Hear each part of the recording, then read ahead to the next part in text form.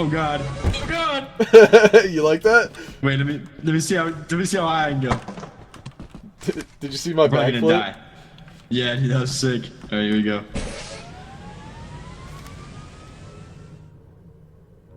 Don't hold it too long or you'll explode. Oh.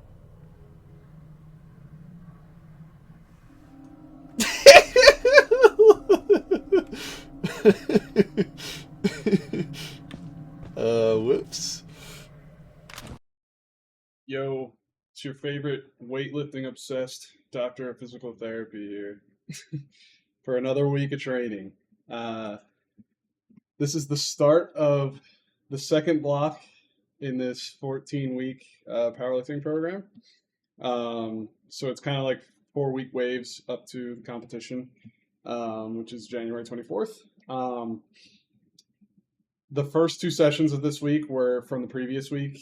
Well, it actually might only be one because I worked out early one day and didn't stream it. But so the yesterday session, today's session are the first in the most recent block. So I'm going to kind of go through, talk about the end of last block here, which should be this guy right here. So I believe we were on, I think this was the pause deadlift session. Let me see where we're at here.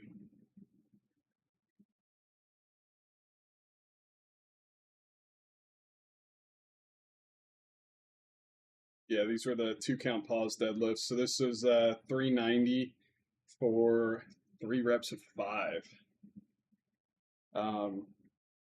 The deadlifts have all been fairly easy, or I would say pretty good intensity this whole program so far. As you can see, I'm resetting every rep to let my calluses like not get shredded to pieces. But no, it's been pretty good. Like my hands have been the thing that is not holding up very well. The lifts themselves have been easy. I think I switched to straps here on this set to finish the last 2 reps. Yeah, so set of 5 here. We'll see the last rep here. Nothing really that difficult, but I've been feeling smooth. And we'll see the deadlifts today, as you'll see. A lot heavier, still feeling really good. I think we're touch and go bench after this. I think we also have stiff leg deadlifts on this day as well. So let's get to bench here. Tarps off for bench. I promise I'm not taking my shirt off for vanity reasons. It's so I can stick to the bench better without having to chalk up my shirt because I don't feel like getting everything messy. So yeah, that's why I'm barefoot as well. It's more traction. It's better than shoes. IMO. I have this little thing on the back of the bench here so that there's no depression because there's actually nothing holding this up. It's like a little arm that goes diagonally here. So I put something there so that when I'm lifting heavier, it's not like the bench could literally bend at the back if there's enough weight on it. Not very much, but that's, in competition, it's not going to do that. So I don't want to practice like that. I think this is the last warm-up set. So it's touch and go at 205. So I think I'll throw 205 on right here. And we'll see the first set. This was 4 sets of 8 at 205, which is pretty easy. Very, very easy intensity for these. This is like my least specific variation. So, Oh, what did I forgot something. My least specific variation. So, these aren't like incredibly hard.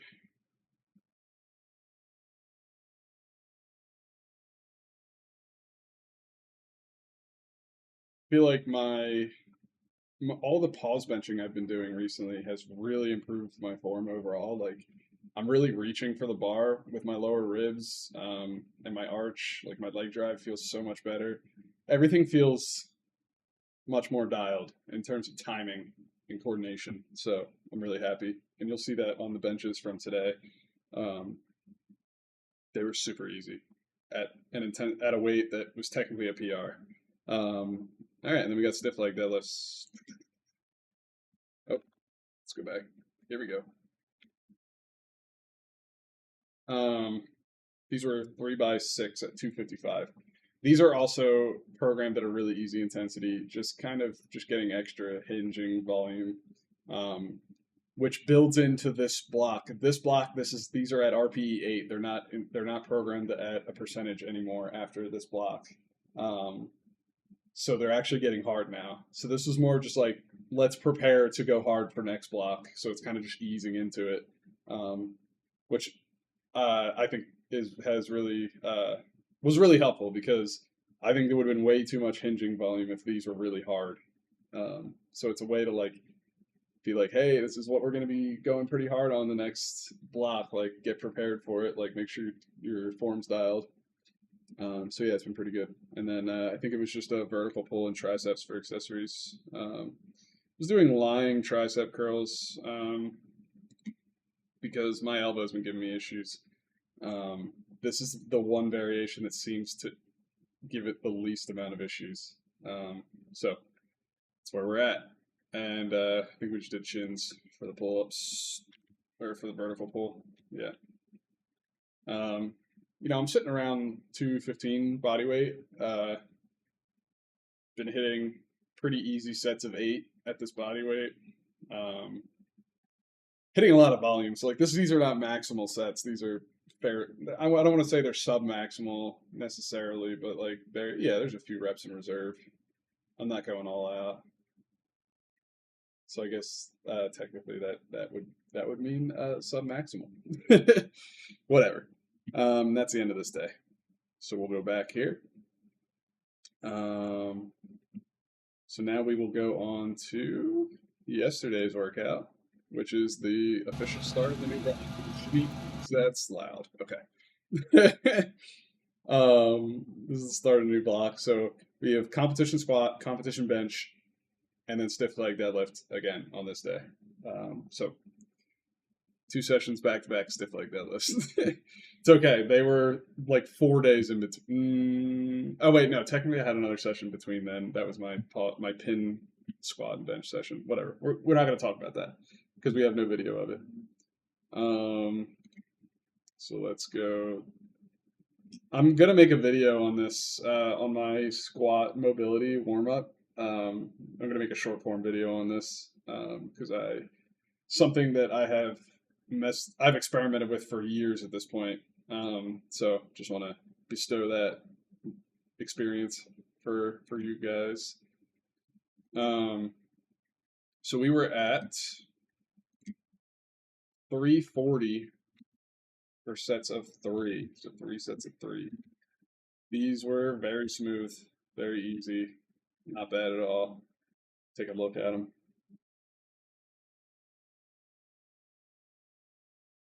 Form looks great.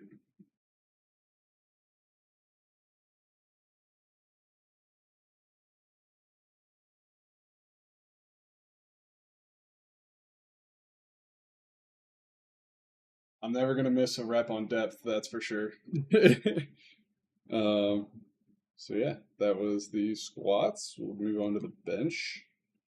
I'm also going to do a video on my bench mobility warm up. I guess we're going to do both because I don't really need to do any mobility for my deadlifting. Although that's actually not true. I Jefferson curl before I deadlift, which is not a requirement for deadlifting, but it warms up my lower back and it warms up my hamstrings. So I guess it is. Maybe I'll make a video on it one day. Not in the cards right now. So this was 235 for sets of 4, I believe. No, sets of 3. Yeah, sets of 3. We're doing back offsets now. There were not back offsets in the first wave because it was more like GPP and the intensities weren't crazy high.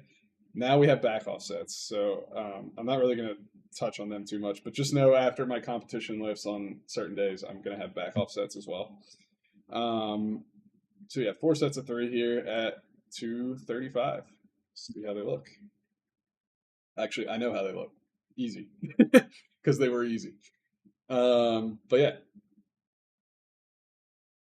My pause is a little quick.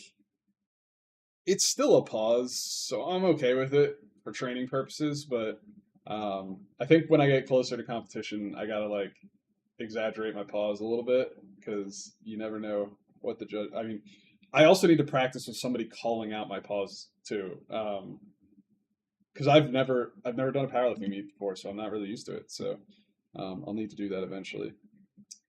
And then we had stiff leg deadlifts. These were at RPE 8, and I think I was doing 275. Check that. We were doing 295 actually.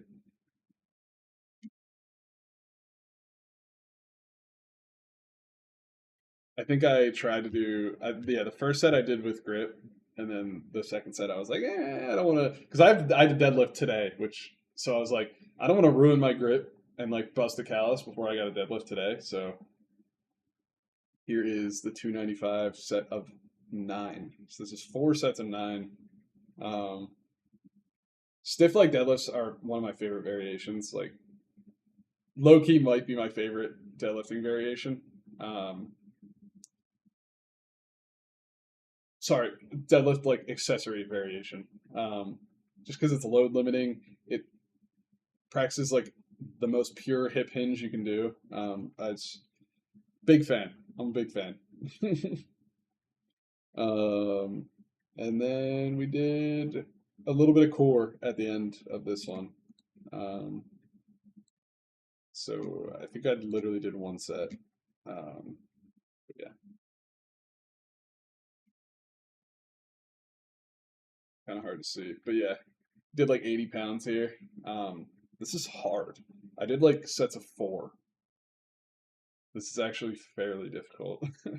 The weight hanging around my waist is to make sure that like because if you're using like 80 pounds that far away from your body, like it'll literally like it'll start lifting your whole body. Honestly, like I might even have to strap more weight to myself next time because it makes you way more stable. So I've heard of people doing that for triceps as well. Because like when you get heavy enough doing like triceps pushdowns, like it actually starts to affect like your like it's lifting your entire body up.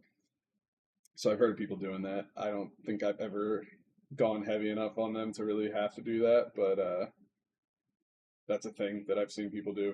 I've also seen people do a band where they strap a band over their shoulder and their feet so that it's like pulling them into a crunched position so that the weight doesn't pull you out into like extension. Interesting. Never tried it, but those are options if you're really fucking strong uh, in these isolation movements. All right, on to today's lift, which literally just happened. Let's mute that. This was 430 for sets of 3. Let's see how it goes.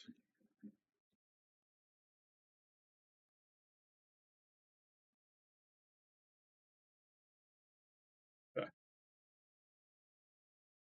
Well, I know how they go. Easy. Um, 430 for 3 that's pretty submaximal for me, which is good that it shouldn't be very hard right now in the program. My best ever is 495 for 5 on a deadlift bar. So this is encouraging that these were that easy. Um, Again, grip was the main limiting factor. I could have chalked up for these, but it didn't really. I never felt like I was really losing my grip until like the last rep, so it was like, I don't really need to. And then we did back offs here as well, and then we move on to this is a 2 count, or no, we did squats. Sorry, I switched it up and did the bench last. These are 275 for 5. Honestly, these aren't even worth talking about. It's just a very easy little bit of volume for squat after my primary squat day, which was yesterday. So it's just a little bit of extra volume. This is an incredibly easy weight for me. There's not much to say here. I'm just going to move on. The 2 count pause bench felt fantastic today. The weight was moving. Um, we were doing sets of 4 here. We did 3 sets of 4. Um, it was supposed to be RPE 8. I haven't looked back at it yet, so this will be the first test to see if they were actually RPE 8. We will see.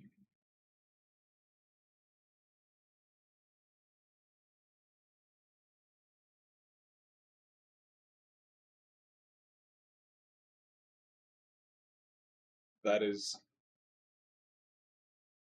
indeed not RPE 8. I I would rather undershoot than overshoot, especially early on in a program. Like trust me, I know that didn't look like RPE 8. Also, it's programmed as RPE 8, but like to me, I'm using it as like a cap. Like none of my sets can go over. Like that's the max it can be, so I'm not overreaching. I think my last set actually does look fairly difficult. Let's see. I think by the last set, it's actually fairly challenging. Let's see how slow this last rep is. Here we go. Okay, that wasn't slow enough. That was not RPE 8. What are you gonna sue me? It fell hard. It didn't actually. It felt pretty easy. Um, that's a PR. Like so, like we're onto something here. This program is doing very well. Because that is a PR. I have never hit pause bench for 4 reps at that weight. The most I've ever done is like 2 reps at that weight. Kind of nuts. I wonder if I've just never tracked it as diligently. Because like feel like I've probably done more than that, but maybe not. I don't know. I've done 235 for 5. That was 245 for 4. So it's a PR. I'm probably at a similar strength to what I used to be. Although that was easy. I'm sure that 235 for 5 might have been a more challenging set. So whatever it means, I think I'm getting stronger. I would hope I'm getting stronger, or else this would all be a massive failure. But yeah, you know, if you're just hitting casual PRs without even knowing it, you're probably on the right track. You're probably doing things correct. So I am very happy. And then this was all supersetted with just some rows. They're the same rows as last block where it's like mimicking my bench width. Just a little bit more volume, more reps in each set. This block, it's like sets of 10 instead of 8. But yeah, they were good. So that's the training for this week. Pretty good. Really happy with it. Let's move on to the music. Let's go to the releases. Alkaline Trio. If you're a fan, old school, punk rock, pop punk. Um, I guess is it old school? Is Alkaline Trio considered old school? I don't know. I it's music from my childhood, so to me it's old school. Their new stuff has been okay. Their last album was actually pretty decent, which was pretty surprising to me because Blink-182 is kind of just like turned into slop, whereas they've kind of stayed pretty true to their sound. So for whatever that means to you, this single was pretty mid though. Sorry to say it. Okay, unprocessed prog metal, progressive metal. This was peak. This was like a 10 out of 10 album. I loved every single that they released before this album. Hold on, let's go back. Like Sacrifice Me, Beyond Heaven's Gate, Snow Lover, Solera and Dark, Silent, and Complete were incredible. This album was probably, I think this is the best combination of all their sounds. Their last album was like much more in the extreme side of like almost basically deathcore, which was awesome. I was so happy they did that because their album before that was like very poppy in a sense. So this was like or that album, the album before this one was like, okay, let's go in the opposite direction. Let's make it more extreme. And then this feels like the perfect marriage of both of those sounds. Incredible. I mean, this album is so good. I think if you like any form of extreme music, listen to this album. You'll probably find something you like. Um, really good. Really, really, really good. The Ender as well. One of the best songs I've ever heard. The name is very apt. You know, it's a journey. It actually, I I'm now just realizing that the name of this song is like literally explains the structure of the song. So I'm not going to spoil it. um, I guess it kind of explains the structure of the album as well. So metaphors on metaphors here. Just go listen to the album. It's incredible. I still need to listen to this. I listened to the single that they released of this, Frontier. This is one of their older albums. They've remastered it. I didn't like the mix on the single that they released. The drums sounded incredible. The vocals sound like washed out. So I need to listen to the rest of the album to like get a good gauge on that. But wasn't too pleased with the single. So I will revisit this at another time. There was just a lot to go over. This is just more songs off this Fanagram. I mean, this was a great album from Fanagram. Go listen to it if you haven't. But it's like alt rock kind of pop. You've probably heard a Fanagram song before. But yeah, this album's great. Deluxe edition, a couple extra songs. They were all right, but the album itself great. This Chat Pile album really interesting. It's kind of hard to explain what Chat Pile is, but it's very experimental music, very like groove based. Like it has elements of like lots of different genres of heavy music, but then also just like rock, um, and then like it's very like almost industrial and like again like experimental. Very interesting stuff. This album is not doesn't feel like a main album. It feels like a side quest album. I don't know who this is, but he has collaborated with them on it. Never heard of this guy's music. Let's see the description. A finger picking guitarist. That makes sense. There is a lot of interesting guitar work on this album, so makes sense. It was really good. It's very interesting. Not everybody's cup of tea, that's for sure. My favorites off this were Radioactive Dreams and A Tear for Lucas. This song literally like punched me in the gut. I was like on the verge of like tears. uh, if you're gonna listen to this album, be prepared to be in your feels, but at the end of it. But yeah, and then I think that was okay. No, there's a lot more. This like Moth Flame song was, it was okay. They're usually very consistent, so I'm kind of surprised by this as being sort of a miss for me. It wasn't a miss. It wasn't bad, but it just wasn't great to me for my personal taste. So they're always a band to me. It's like they're like consistently like a 9 out of 10. Like they're not perfect, but they're damn good extremely consistently. Um, Psychedelic Corn Crumpets released their new album. This was good. A couple new songs that I liked off of it. As a whole, I think I liked the previous album a little bit better, but they're going in the right direction. They're getting away from that like stadium rock sound that they were kind of hitting for a while there. So I'm just pleased that they're going away from that. This is literally Gibby from iCarly, by the way. Really experimental, like electronic. I I don't even know if I want to call it electronic music because it's really not. It's just like electronic elements in like some like I guess it's like hip hop kind of like SoundCloud rappy kind of stuff. I'm not the biggest fan of that stuff, but I think he's really like pushing some boundaries. Like he's very unique. Like there's no other music out there that sounds like his. Very unique stuff. So check it out if you want to listen to unique music. Um, this isn't even really his best song. It was good, but it wasn't like amazing. This song, What song? Bleeds Through. Song was incredible. Very, very, very, very good song. Um,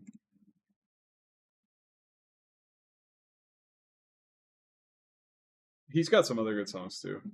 But yeah, Bleeds Through I think is his best work. IMO. IMO. It's Give You from iCarly. I think this was last week. I think we talked about this. It was kind of mid. We'll see how that. I think they're coming out with like a compilation. I don't think it's like a actual album. It's like a couple songs with like remixes, whatever.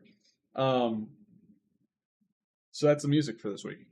Um, yeah. So I'm going to switch this over to probably just a singular. If I didn't already put it at the beginning, which now that I'm thinking about it, I probably it probably will be at the beginning. Um, this there will be a gaming clip at the beginning or at the end right after this. I'm assuming probably at the beginning because I think I'm just going to do a short clip today. So gaming clip probably already happened. Thanks for watching. We'll be back next week, continue this second wave of the 16-week powerlifting program. If you have any questions about literally anything, training, about my training, about your training, anything about, if you want to talk about music, you want to talk about gaming, please just say something in the comments. Let me know. I will be sure to respond. So yeah, that's about it. Peace out. Thanks for watching, and I will see you next week.